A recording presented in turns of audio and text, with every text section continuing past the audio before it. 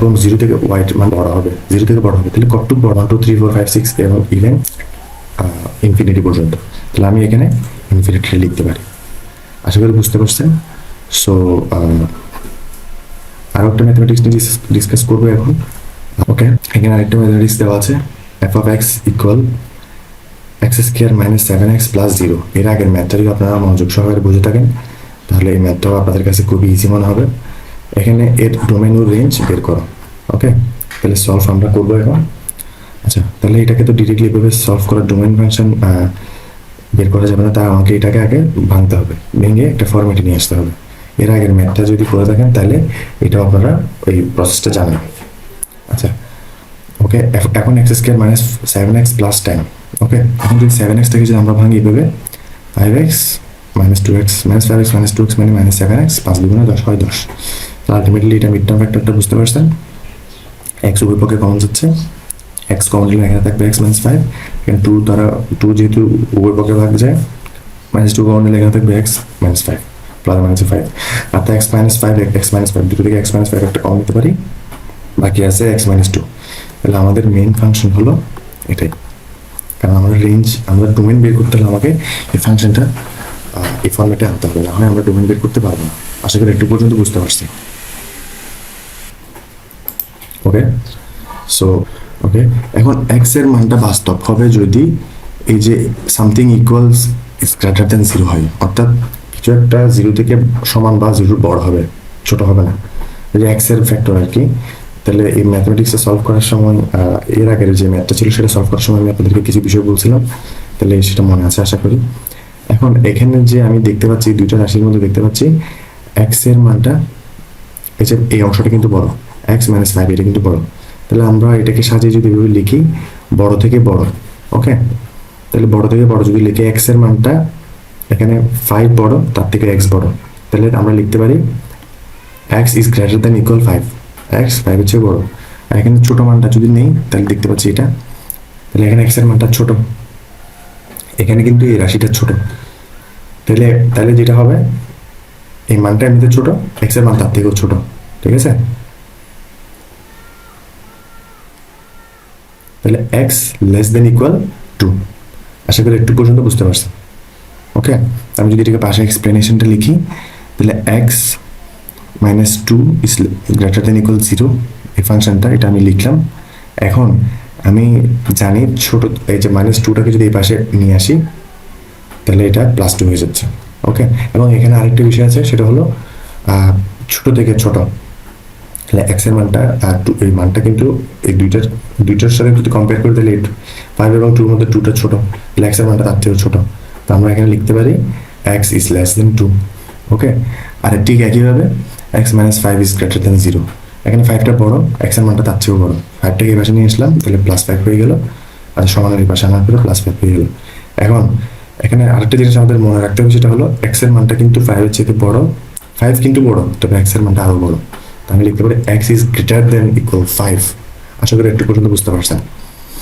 আচ্ছা, এখন আমি যদি এটা থেকে এই দুইটা ফাংশন থেকে যদি ডোমেইন ফাংশনটা বের করি তাহলে যেটা দাঁড়াবে x সাচ দ্যাট এই যে x এর মানটা কিন্তু এই যে অংশটার সাথে এই অংশটা বের করে আগে x এর মানটা কিন্তু 2 এর চাইতে বড়, এই আমি ফাংশনটা পুরোটা লিখলাম।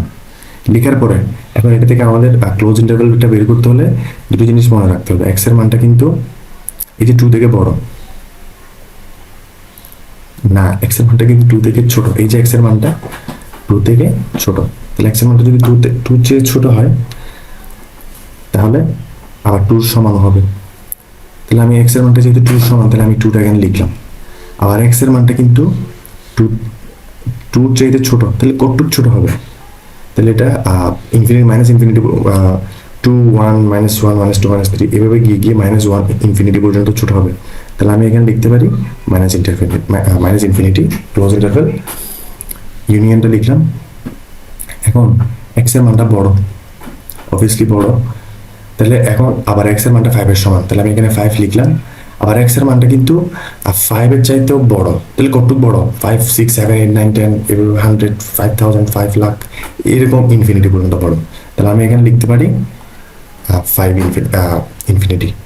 তাহলে আমি এই যে মাইনাস ইনফিনিটিটাকে যদি সামনে নিয়ে আসি তাহলে 2 ইউনিয়ন 5 এই পাশে আছে ইনফিনিটি।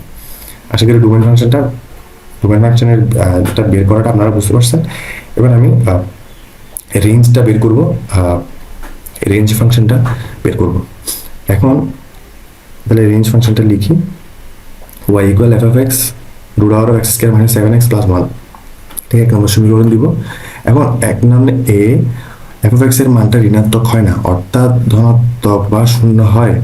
এখন এক নম্বরে এফ অফ এক্স এর মানটা ঋণাত্মক হয় না, এটা আমরা আগের ম্যাথেও দেখেছিলাম, এর আগের যে ম্যাথটা করেছিলাম সেখানে দেখেছি। তাহলে ঋণাত্মক হয় না, কিন্তু ধনাত্মক বা শূন্য হয়। তাহলে আমি এফ অফ এক্স এর ওয়াই ইকুয়ালটা লিখলাম, এই যে মানটা লিখলাম, লেখার পর ওই এক্স এর মান বাস্তব হবে যদি নিশ্চয়ক, অর্থাৎ b square minus 4ac equal is greater than equal 0 হয়। অর্থাৎ এক্স এর মানটা বাস্তব হবে যদি নিশ্চয়ক। এখানে নিশ্চয়কটা আমি লিখে রাখছি, বি স্কোয়ার মাইনাস 4ac এটা হলো নিশ্চয়ক।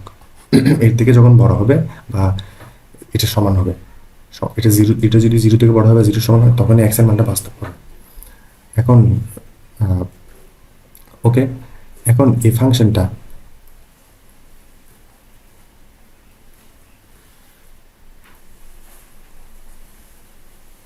এখন এখানে আমাকে এই যে ফাংশনটা, এই যে একটু আগে যে ফাংশনটা বের করছিলাম,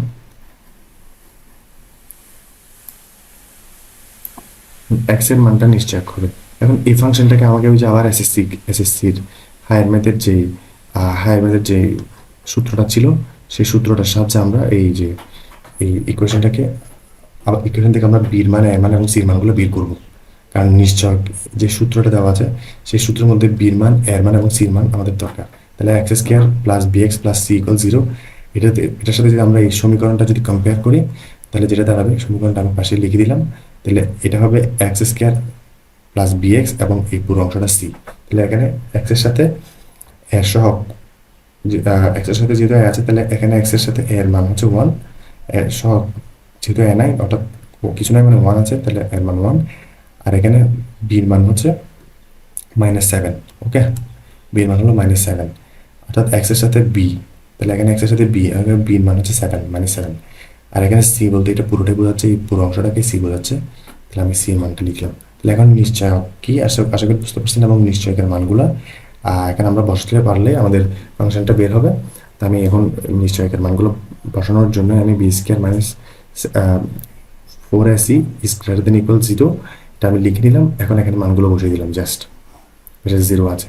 এখন প্লাস মাইনাস মাইনাস 7 7 49 হয়, আর এদিকে আছে মাইনাস 4 10 40, প্লাস মাইনাস এই যে মাইনাস এ মাইনাস প্লাস ওয়াই, 4 এর সাথে ওয়াই গুণ করলে 4y স্কোয়ার হয়। আচ্ছা, একটু পর্যন্ত বুঝতে পারছেন? এটা থেকে যদি এটা চলে যায়, আলটিমেটলি 9 থাকে, আর এবার সে 4y square is greater than equal 0। আচ্ছা, এখন 9টাকে যদি সমান এই পাশে নিয়ে আসে, তাহলে এটা -9 হয়ে যাচ্ছে। আচ্ছা, এখন -9টাকে যদি এই পাশে নিয়ে আসি, -9 হয়ে যাচ্ছে। আর 4টাকে যদি এই পাশে পাঠিয়ে দেয়, তাহলে আলটিমেটলি যেটা দাঁড়াচ্ছে -9/4। আশা করি একটু পর্যন্ত বুঝতে পারছেন। এখন আমরা জানি ওয়াইয়ের মানটা কখনো নেগেটিভ হবে না, তাহলে নেগেটিভ না হলে ওয়াইয়ের মানটা কী হবে? 0। তাহলে এখন যেহেতু নেগেটিভ আছে, তাহলে আমাদের ওয়াইয়ের মানটা 0 নিতে হবে। তাহলে আমরা এখানে ওয়াইয়ের মানটা নিলাম 0। ওকে, অর্থাৎ এটাকে যদি রুট করে দিই, তাও নেগেটিভ মানটা থাকতেছে আলটিমেটলি। তাহলে আমরা রুট করার পরে জাস্ট এই পাশে থাকবে ওয়াই, এই পাশে নেগেটিভ মানটা যদি নেওয়া যাচ্ছে না, তাহলে এই পাশে তুললাম আমরা 0টা নিলাম। এখন ওয়াইয়ের জন্য এক্স এর মান উভয় অসমতার জন্য সত্য। এখন ওয়াই এর জন্য এক্স এর মান উভয় অসমতার জন্য সত্য, তাহলে আমরা ওয়াই এর রেঞ্জ ফাংশন যদি এখান থেকে বের করতে চাই, তাহলে যেটা হবে ওয়াই এর মানটা 0 থেকে বড় বা 0 সমান। তাহলে 0 সমান যেহেতু 0টাকে লিখলাম, আর 0 থেকে যেহেতু বড়, তাহলে কতটুকু বড় হতে পারে? 1 2 3 4 5 6 7 8, ইভেন ইনফিনিটি পর্যন্ত হতে পারে। তাহলে এখানে ইনফিনিটি পর্যন্ত নিলাম।